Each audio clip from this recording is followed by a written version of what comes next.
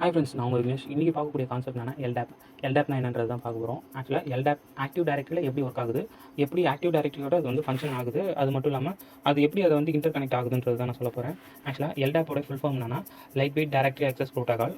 இது LDAP தெரியறதுக்கு முன்னாடி ஆக்டிவ் டைரக்டரினா என்னன்னு தெரிஞ்சிருக்கணும். ஆக்டிவ் டைரக்டரினா என்னன்றது ப்ரீஃப் வீடியோ ப்ளஸ் வந்து அவுட்புட்டோட வீடியோஸ் போட்டிருக்கேன். அதனுடைய லிங்க் நான் டிஸ்கிரிப்ஷனில் கொடுக்குறேன். ஃபஸ்ட்டு ஆக்டிவ் டைரக்டரினா என்னன்றதை ஒரு அவுட்லைன் சொல்லிடுறேன். அதுக்கப்புறம் LDAPனா என்னன்னு பார்க்கலாம். ஃபஸ்ட்டு ஆக்டிவ் டைரக்டரினா என்னென்னா, இது வந்து ஒரு மைக்ரோசாஃப்ட் ப்ராடக்ட், அதாவது மைக்ரோசாஃப்ட் டிசைன் பண்ணது. எக்ஸாம்பிளாக வந்து பார்த்திங்கன்னா வச்சுங்களேன், நம்ம விண்டோஸ் சர்வராக இருக்கட்டும், அது 2016 ஆகட்டும் 19 எந்த சர்வராக இருந்தாலும், விண்டோஸ் சர்வராக இருந்தாலும் அதில் ஒரு ஃபங்க்ஷன், அதாவது ஒரு அதில் ஒரு ஃபங்க்ஷனாக, அதில் ஒரு மெத்தடாக, அதில் மெத்தட்னு சொல்ல முடியாது, அதில் ஒரு ஆப்ரேஷனாக இருக்குது. இது ஆக்சுவலாக இதை யூஸ் பண்ணி நிறைய வேலை பண்ணுறாங்க. என்னன்றதை நான் உங்களுக்கு ரியல் டைமாக புரிகிற மாதிரி சொல்கிறேன். இமேஜின் பண்ணிக்கங்க.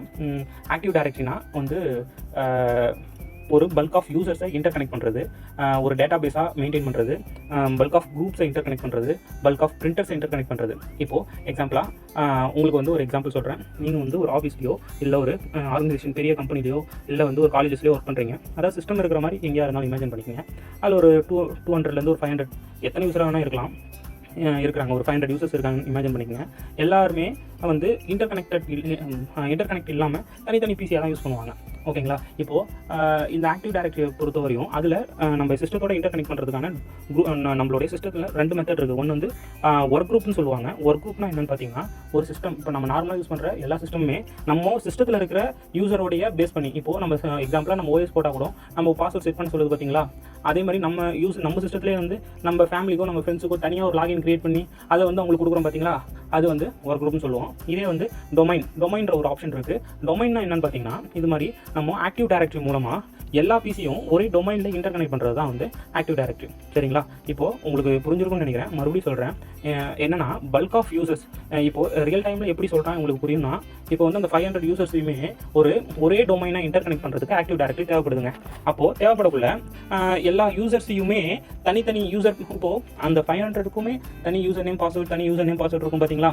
அது வந்து லோகோவாக இருக்கலாம், அவங்க யூசர் நேம், இல்லை வந்து விக்னேஷாக இருக்கலாம், மோகனாக இருக்கலாம், வந்து எல்லாருமே தனித்தனி நேமாக இருக்கும்.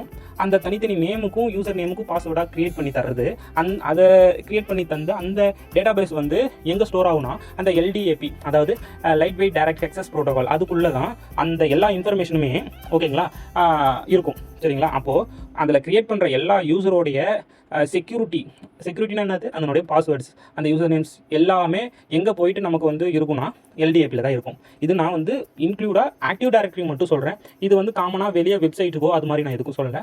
ஆக்டிவ் டைரக்டரியில் நம்ம யூஸ் பண்ணுற யூசர்ஸோடைய யூசர் நேம் பாஸ்வேர்ட் எதுவான இருந்தாலுமே இது எல்லாமே LDAPன்றத ஒரு ஃபங்க்ஷன், அது மூலமாக தான் நமக்கு வந்து ஸ்டோர் ஆகுது. அதில் தான் நமக்கு ஸ்டோர் ஆகுது. அது மூலமாக தான் நம்ம ரிட்ரைவ் பண்ணிக்கிறோம். பாஸ்வேர்ட் ரீசெட் பண்ணுறதுலேருந்து, பாஸ்வேர்ட் மாற்றணும், இல்லை வந்து எனக்கு வந்து ஃபர்கட் பாஸ்வேர்ட் கொடுக்கணும், எந்த சேஞ்சஸ் ஆனாலும் LDAPயில் தான் நம்ம பண்ணுவோம். சரிங்களா?